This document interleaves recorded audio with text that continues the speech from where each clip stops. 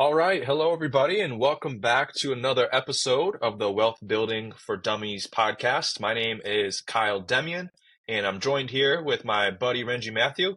And today we're going to be talking about networking. I'm sure you've probably heard of before the saying that your network is your net worth.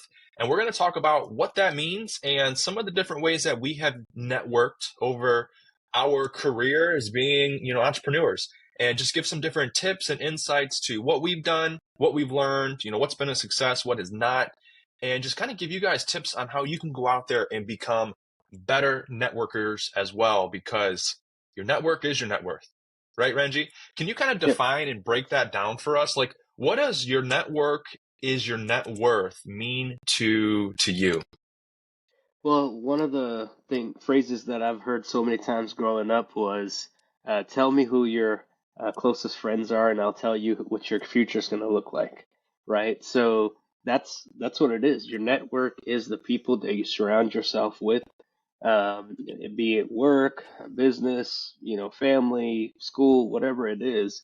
Um, if you follow or join people that you want to look up to, or the type of people you look up to, you're gonna become like them if you hang out with them long enough, right? So that's what the network is, because you want to build that network to with surround yourself with the people or the type of people you want to become. So I think for me, that's what it is. What about you, Kyle? I agree with that. Yeah, the saying you are the average of the five people that you hang around with the most. If Hmm. you're hanging around with, five millionaires, you're probably going to Yeah, be the sixth one. yeah, If you're hanging out with, five people that are constantly in trouble, with the law, you're probably going to be the sixth one that's in trouble with the law, because your environment that surrounds you tends to shape your beliefs, your yep, mindset, and your actions, right? And especially with, as we're talking about wealth building, if you're around people that are big thinkers and they're doers, and their dreams and aspirations are to run their own business or to own 1,000 units of real estate, like, they're already getting you to think bigger, rather than maybe if you're just working a 9 to 5 and you're around a bunch of people that sit around the lunch table and you guys just gossip back and forth. Like, that's going to become your lifestyle. You're going to be another gossiper with them, and you're not going to have these dreams and aspirations that the other five people would be kind of building up around you. So that's what I believe your network is your net worth is, and it frames what the rest of your life, I think, will look like. So your yep. network and who you surround yourself with is so important. And Renji, we've done a couple different things in the past as far as networking, some that align, some that are different, but kind of just break down, as far as for you, what have you done for networking in the past? Yeah, there's several different things you could do. Right now, everyone tries to do things virtual since COVID. So there's so many Facebook groups, LinkedIn, there's different types of things you can do, depending on what type of business or entrepreneurial journey you're trying to go through, right? So I do real estate, so there's so many real estate, local or statewide or nationwide real estate groups that are out there. We've talked about on a previous episode about the different types of ways you can make money in real estate. So for each of those different ways, there's a Facebook group out there. So you can network with different people that are in that industry, and with that, you will learn something. You can learn everything about that industry that you might not even ever known. So that's the power for networking is you can learn just by being with other people that are already doing what you're wanting to do. You can learn. You don't have to go to some of these people are mentors and they'll charge to learn and all that stuff. But if you're hanging out with that type of people all the time, most of the time you can just learn things just by hanging out with them, right? Yeah. One of the things Kyle and I have talked about before is what type of value are you providing, right? So if you come across someone that's really high value and is doing great things in the industry you're doing, and you want them to work with you, why would they want to work with you unless you're providing them some kind of money or monetary value? what other value can you bring them, right? Do you have special skills, or do you have some type of service you can provide for them to give them value? Because that's what will help them want to work with you even more, right? Because they're probably being approached, especially if they're really successful in that industry, they're probably getting approached by tens of thousands of people. Yeah, So why would they choose you? So think about that. Like, what kind of skills do you have, or how can you provide more value to help them provide you with value? That's absolutely. something you should be thinking about, no matter how you network with people. For sure. As I it, kind of break it down like there's probably one of three main ways that you could like network with people and help high value people. And that would be by either providing them with money, time, or your skills. What money do you have to maybe help them fund a business venture or whatever it is, right? Or maybe you don't have so much money, but you have time on your side where you could work for them or help them with something that they're trying to do. Or maybe you have specific skills, whether it's in sales or marketing or scaling a business, whatever it is. Those are like the three main ways I think that you could help people to be able to network with them and be able to work with them.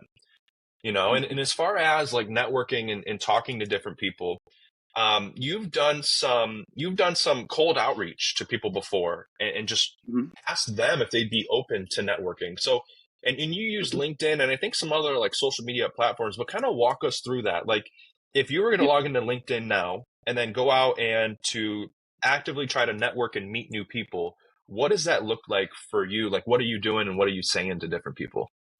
So you want to get to know them first, right? Because if you're telling them all the things you do and trying to make yourself look good, which is something I've done in the past, they're not going to be interested in keeping that conversation going because you're talking about yourself more so.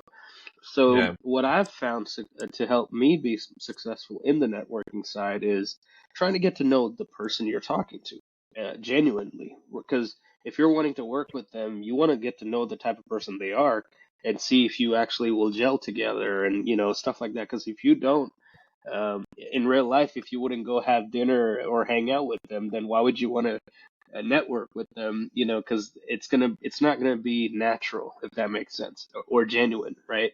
for So sure. getting to know the person, see what their goals are, where they want to be in 5, 10 years, all of those things has helped me realize, oh, hey, this is the type of person I'm talking to. Maybe one of these services that I do can help them. So I don't blurt out everything I do or all the ways I can help them. I'll just bring up one point that might be able to help them. And I always try to end the call, especially if it's someone that I really liked, enjoyed having conversation with.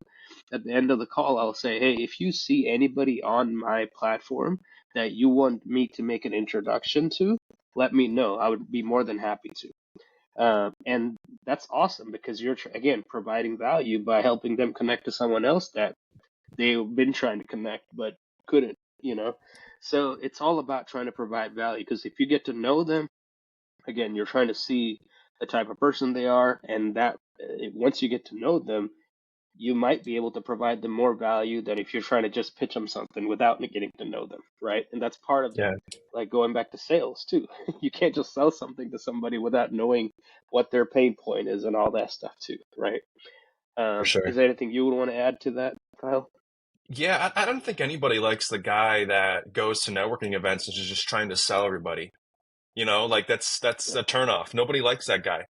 yeah, And that's kind of how I think of it is like go into it with an open mind. Not that you're going to sell anybody or even partner up with anybody in business, but more so just approach it as to like how can I meet new people and how can I help them achieve what they want to achieve. I think that comes down to the book, The Go Giver, and like the Law of Reciprocity as well. Is that like people want to return a favor if you can help them out with something. So how can you provide other value to other people, and then in return, like they're going to help you and return you value. And that's how I've always went into anything networking wise. Is I'm not there to sell anything. I'm not there to make any money, just to build relationships and to meet new people. Because you never yeah. know what's going to come out of it. And in Mhm. the past, I was in a group called BNI, Business Networking International, I believe is what the I stood for. And it was a group where there are local groups all across the country. I think they're even all across the world. And the caveat is they meet once a week, every single week for the entire year. And you can only have one person per position in the group. So like you can only have one realtor. You can only have one person that does, construction work. You can only have one person that maybe does, that's a chiropractor, or one person that does health and nutrition or fitness coaching. And so you're the only person in your niche that's there, and you're with a bunch of other like-minded individuals that all own their own business or they're in sales, they're trying to grow their business, and everybody there has a very open mind. You're all local, you're meeting, once a week, so you get to develop these relationships that we talk about, and it really becomes like a trusted network of referral partners. If you're meeting with somebody in your daily life and they happen to say, "Hey, I need somebody to, paint my fence." Even something like that. Like, hey, I know a guy. There's a guy in our group that Yeah. he does painting for a living. And you can confidently refer people to trusted business professionals. And then to your client's eyes, guess what? Now you look like a higher value person because you have connections in business. And that's kind of how they go, hand in hand. And, whether or not you want to meet people locally in person, because that is how BNI is ran, you can still take that same approach and meet people all across the country and in whatever different, business model or niche you want through LinkedIn, through Instagram, through TikTok, through YouTube, through Facebook and social media.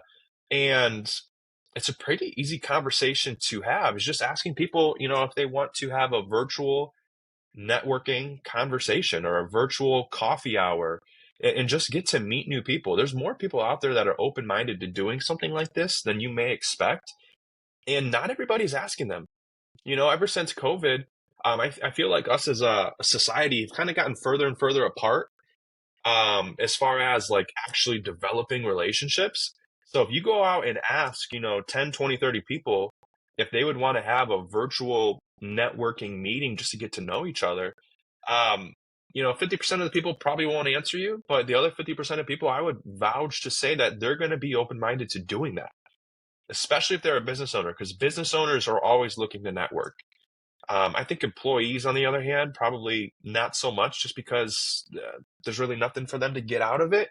The business owners may expect to meet somebody that can potentially help them with their business or potentially that they can sell you something from their business, right? But Mhm. that's what networking is, just getting to know new people and see how you can help each other grow and scale.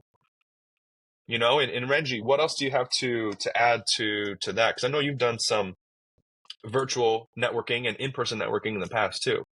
Yeah, and something I've also done is, as you guys know, me and Kyle help people with retirements, education more so, and show people what else out there other than the traditional stuff. So something that we have done, that I've done with people is like, hey, if you, especially depending on the type of field they're in and stuff, and they have no way of teaching people about investment stuff, right?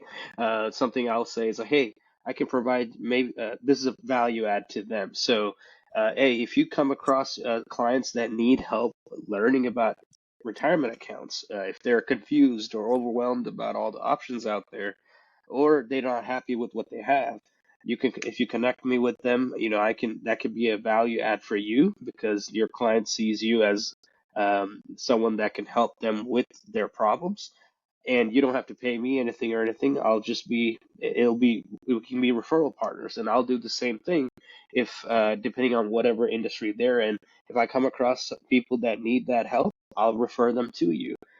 So we can each other provide more value for my clients and to each other. That's a great way to network with people, especially like we talked about before, if these are people that once you get to know them, you really enjoy hanging out with them or talking to them and stuff, why wouldn't you refer them business? Especially if you Yeah. like them. Like these are people that you can build long-term relationship with, and not only that, build businesses together. Because you'll meet a lot of people in your network that you want to get into business with, and And that's the cool thing is you'll get into different businesses and become passive business owners without because you're going to meet people that you build relationships enough to trust them to do certain things and not have to worry about it and stuff like that. So there's so many things that you can add value to, not only for them but for you in the long run because of taking those steps and making building those relationships. Absolutely. Awesome. And well, with that, Renji, I don't really have too much to add. I don't know if you have anything else, but I mean, other than that, keep networking simple, reach out to people or join local networking groups, and just don't focus on yourself, but focus on the other person. I don't know if you guys have ever read the book How to Win Friends and Influence People, but it's all about focusing on the other person first, putting their needs and wants over yours, and helping them achieve whatever they're looking to do, if you can in any way. How can you serve the other person? And I think if you go into any meeting with anybody and you have more of a servant mentality rather than just a sales mentality, your relationship with that person is only going to build and grow and get stronger. It can't go the other way, right? Yeah. So with that, I want to thank you guys for tuning in to another episode of the Wealth Building for Dummies podcast, where we talk a lot about money, finances, wealth building, growing your business, marketing, scaling, anything to help you build wealth is really what we're doing. And we're teaching you guys as we're going through the motions. We help people do this, and we're also doing it ourselves. So everything we're talking about is practice strategies that we're going through. And as always, if you guys have any questions or if you guys want us to talk about anything specific, drop it below in the comments. We do check the comments and read them daily. And as always, make sure to like and subscribe to us for our future videos in the upcoming future. And until next time, we'll see you guys on the next episode. Take care.